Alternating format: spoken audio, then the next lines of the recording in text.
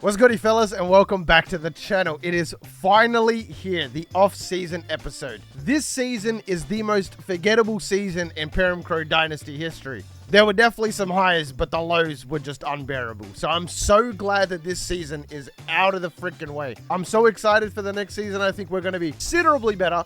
Just a reminder, as always, in the off-season episodes, not going to be that much editing, nothing like that. Just kind of, it's like a stream format. I'm just kind of chilling here, talking to you guys, and we're going to go through this together and make sure that we make the right choices. Straight out the gate, you can see Mikey weighing through for the second most yards in college football.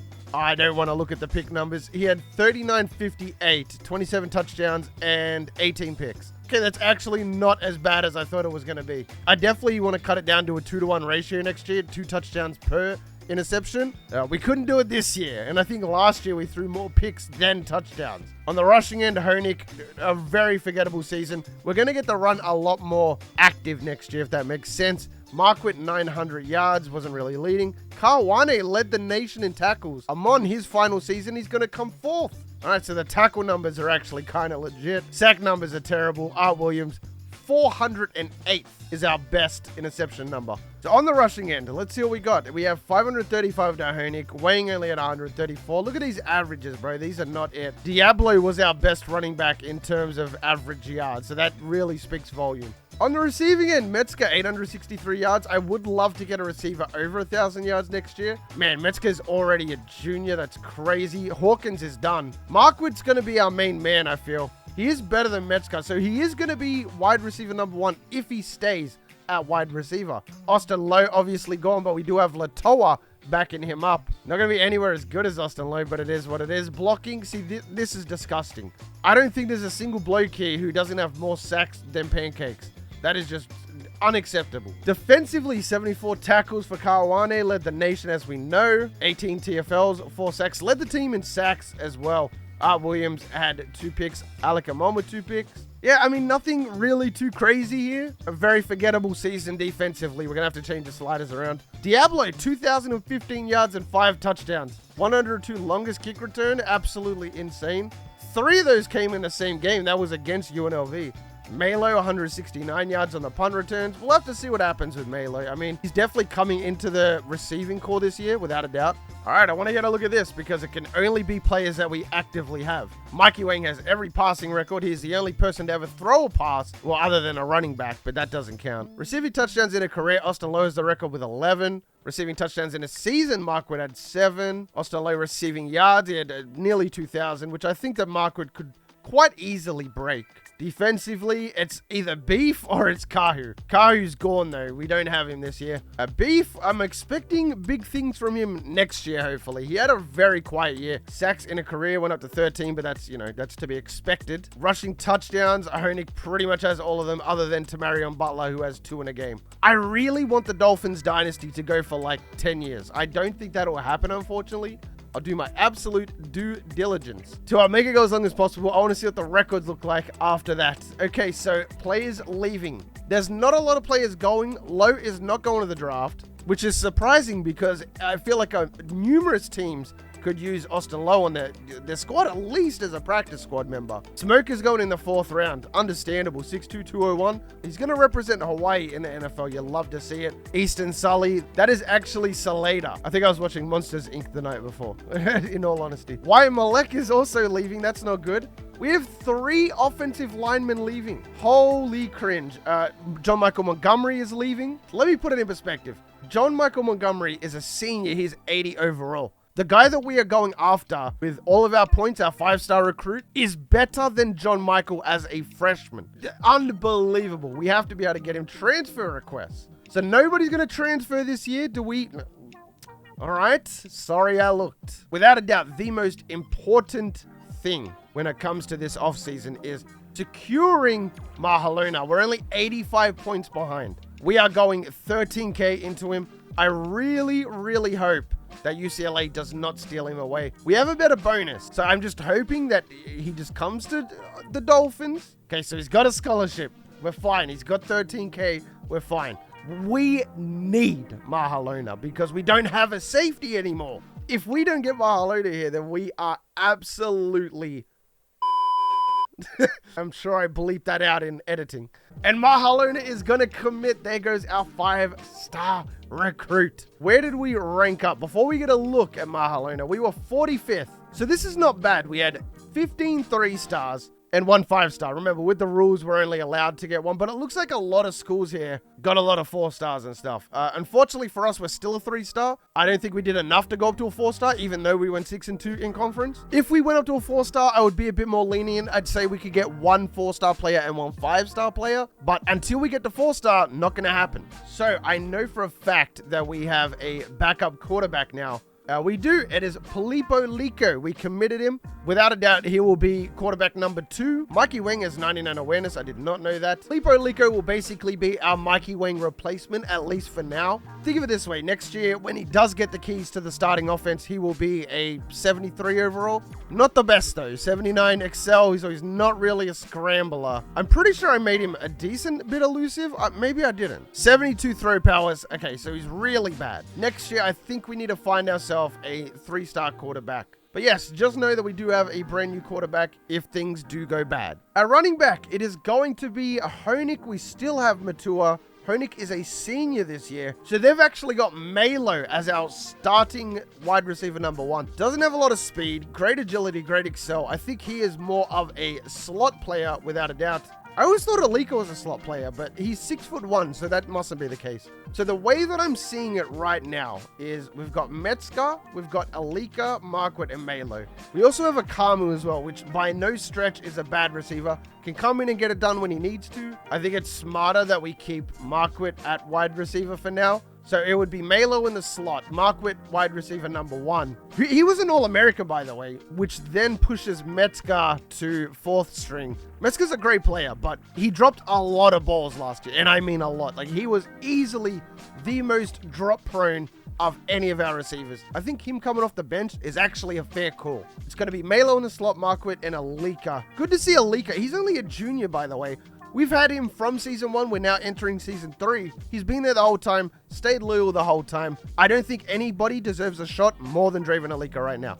Tight end. All right, we're pretty freaking bad. We do have Latoa, but that's pretty much where it ends. For once, we can't depend on, say, Austin Lowe. So I don't know, man. This offense is, we're putting a lot of faith in players who we put faith in and didn't deliver. Left tackle is a 72. Left guard is a 70. Kamu's a 72. Right guard is a 70. Right tackle is 71. So next year, I'm totally down for getting a beast of an O-lineman. I'll leave it up to you guys. Do you guys want to allow us to get 1 4-star and 1 5-star player? Because I'm totally down with that. The 4-star player, keep in mind, wouldn't be OP. It would be more utility. So we need a linebacker. It'd be the 4-star. We need an offensive lineman, defensive lineman. It'd be the 4-star. The 5-star would be our quarterback, wide receiver, cornerback, whatever. Offensive line isn't great, but it's going to be better the next season, which is all I can really ask for. Derek Garrett should probably start as a true freshman.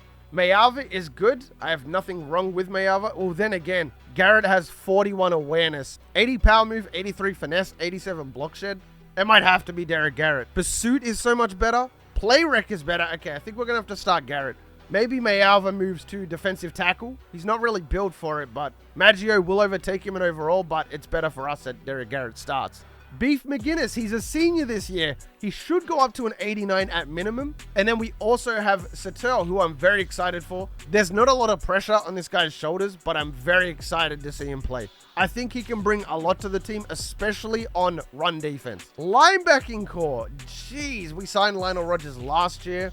To'o is definitely getting the start this year. Chukaho had his chance, did not play all that well. I do like the excel. I do like the speed. Chukaho could go to outside linebacker if he wants to, but he's not starting. To'o has better tackling, much better hit power, much better power move, better finesse, better block shedding, not better pursuit. So am I crazy, or could Chukaho go to safety as well? Hold on, I'm very curious because he has a safety build. He can go to safety. Ooh, wouldn't that be interesting? 6'2", 226. He played linebacker, so that's a perfect transition to strong safety. We'll have to see who we have there. I think Amon might have left. We'll have to see.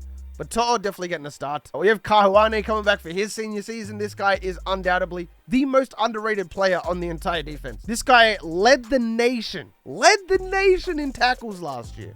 Oh, we have our brand new cornerback. So I created this guy. This is one of the Polynesian influenced players I created. 70 overall, really fast. 94 speed, 86 excel. I think that's kind of where it ends though. He can return as well, so that might be handy to remember. 72 tackling, so he's our best tackling cornerback.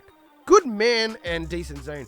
We also signed Riley Archie as well. So I am kind of at a bit of a loss here. Antonio Liu definitely is decent, but I think if we are going to be competitive, we need to drop the overall in exchange for speed. Liu and Centerio aren't very fast. Molina is fast. As it stands right now, I think the cornerback core will be Diablo as a starter. We'll give Molina a chance, but it'll be a tight leash. And then it'll be Art Williams in the slot, who has a lot to prove and a lot to make up for last year. Free safety is, of course, our 5-star recruit, Hone Mahalona, who I'm expecting to have a massive impact for us next year.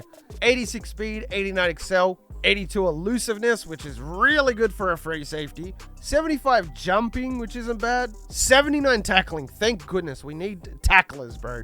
Somebody who's not going to be afraid to make the tackle. 76 hit power, not bad at all. Can lay somebody out. 82 pursuit, 88 play rec. Please throw it deep when Mahalona is out there. Please. Cannot play man. So again, I don't think we're going to be playing a lot of man coverage next year. I think it's going to be a lot of zone, a lot of blitzes, and a lot of zone. Okay, so our cornerbacks actually are not bad at man coverage, but even they're better at zone as well. So yeah, we have to run a lot of zones. Even if we run a cover 1 man coverage, if that makes sense. Mahalona on his own little island at the back, and everybody else in man. That's the only kind of hybrid play I think I'll be calling is that cover 1.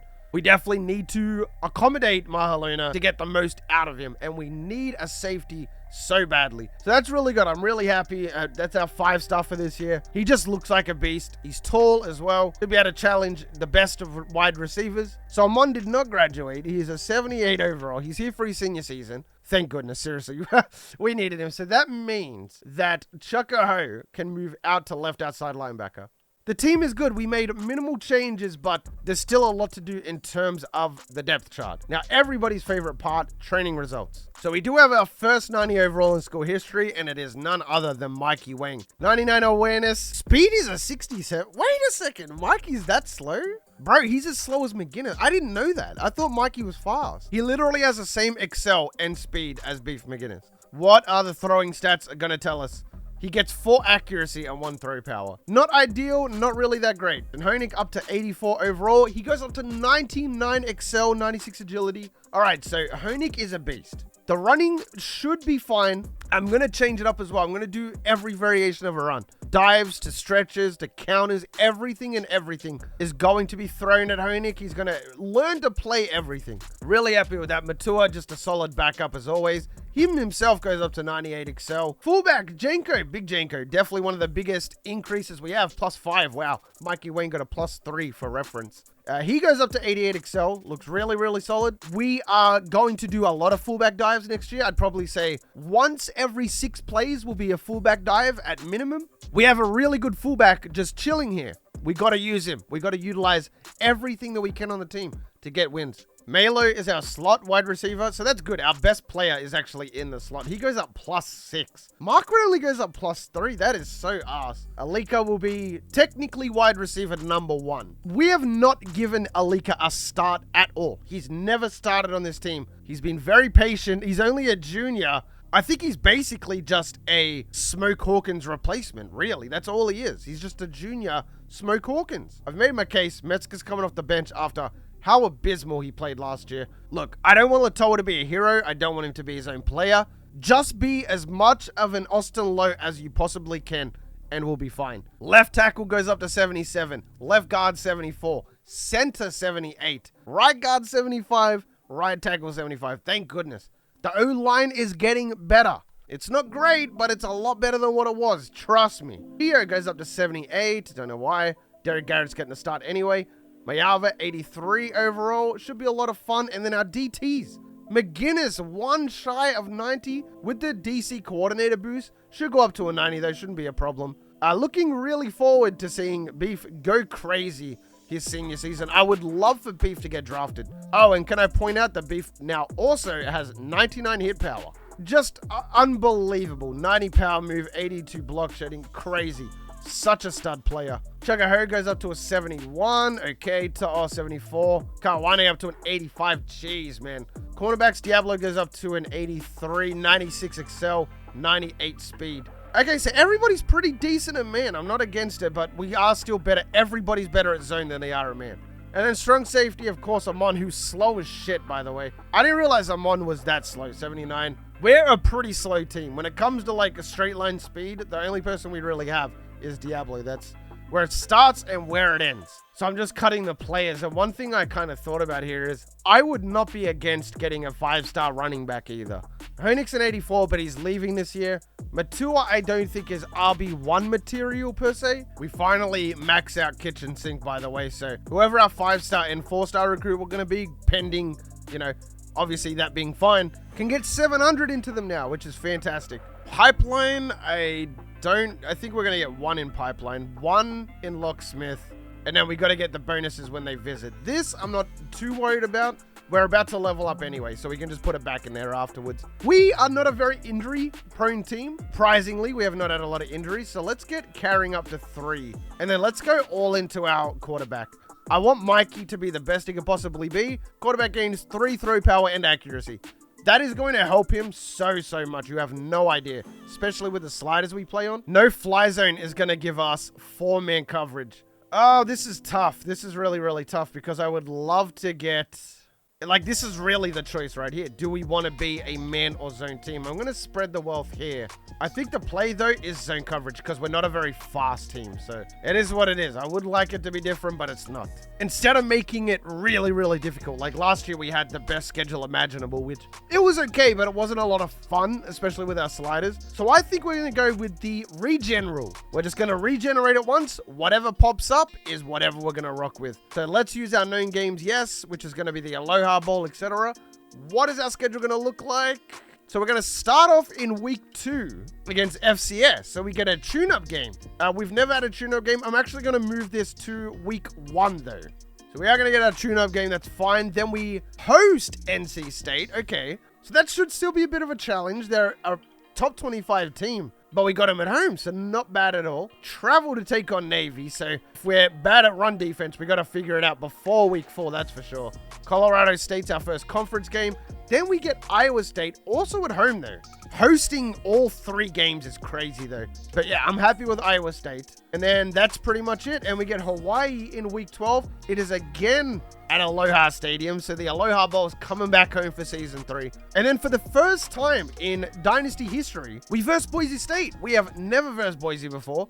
Kind of wish we traveled to Idaho to play on the blue turf, but we have Fresno, another team we've never played before. Wyoming, we're going to host them, another team we've never played before. We can test a lot of stuff out in week 1 as well, see who the real playmakers are. Yeah, not bad. Really like it. And we get to verse a lot of teams we haven't versed. And of course, we get the rematch against UNLV. Circle this game on the calendar, fellas. This is going to be a big one. All in all, should be a very exciting season. Liking the schedule, not too difficult, not too easy. Best of both worlds. Melo is going to the slot. Metzger off the bench. That is our wide receiving core. O-line is the best it's ever been. Let's have a good season, boys. Derek Garrett is going to be getting the start at left end. True freshman. He's number 99 as well. You love to see that for a defensive lineman. Really cool number. Juhasz, left outside linebacker. Hopefully he does well. To'o is going to be my user. And then Kawane just need a massive impact from this guy all around. Like I said, we just need speed out there. Art Williams is getting the start at slot corner. So that's the fastest 3 players we have at cornerback. Molina's number 39. I'll change that. And Diablo's notoriously number 2. We're going to keep that. These are our sliders. Our run blocking is actually buffed. Their rush defense is at 85. You want to talk about we're not able to run the ball? That's why right there. What are we at again? Our rush defense is 40, bro.